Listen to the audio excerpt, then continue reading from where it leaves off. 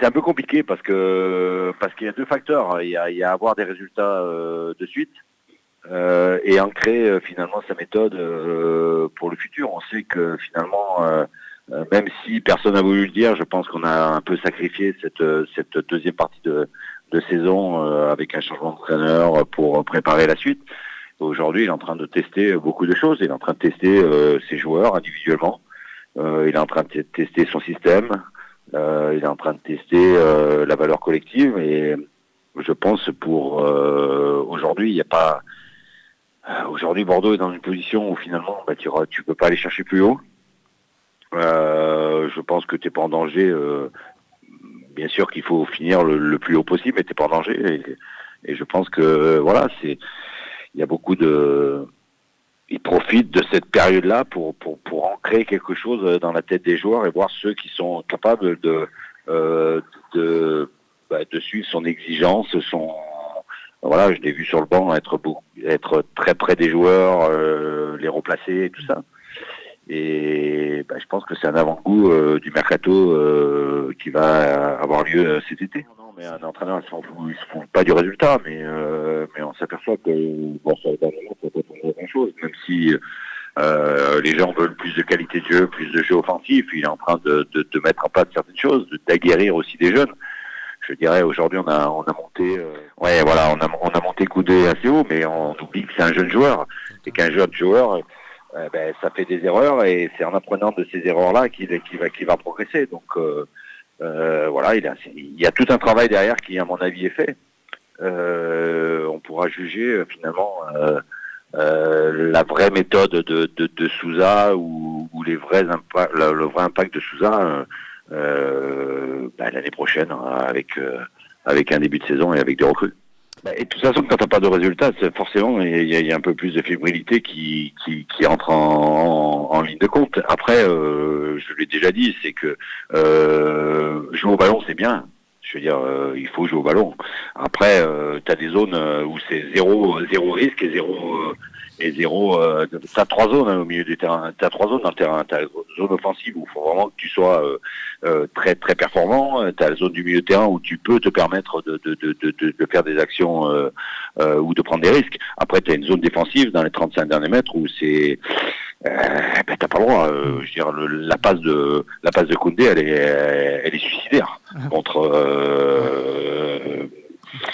Voilà, donc.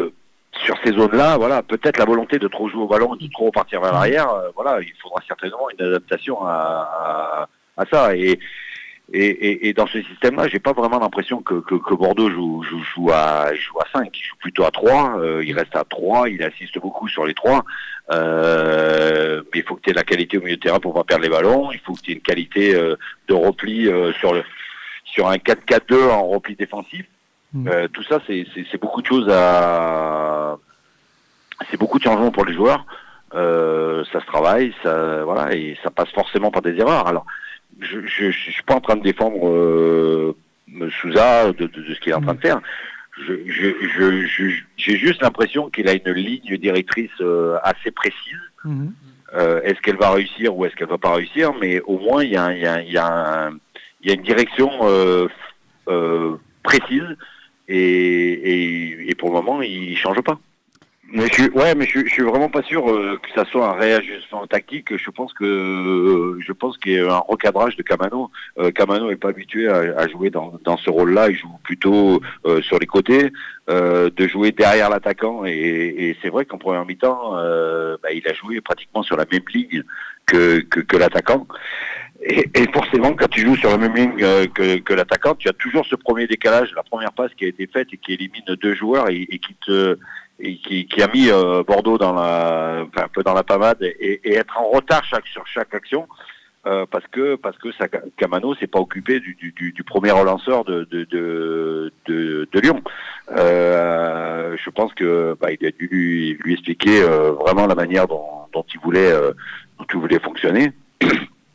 Parce que sur les autres matchs, j'ai pas vu Bordeaux défendre à deux à plat devant, mais plutôt avec 1+1. Oui, en solution offensive, ils sont 2, mais il y a ce repli en défensif. 10 et demi sur les phases défensives. Et je crois que bon, il a dû le recadrer à la mi-temps pour qu'il fasse ce qu'il lui avait demandé. Ce qui me plaît, c'est que quand on est entraîneur, on a des idées. Alors, on meurt parfois avec ses idées, mais j'ai l'impression que Paulo Sousa a décidé quelque chose et qu'il s'y tient.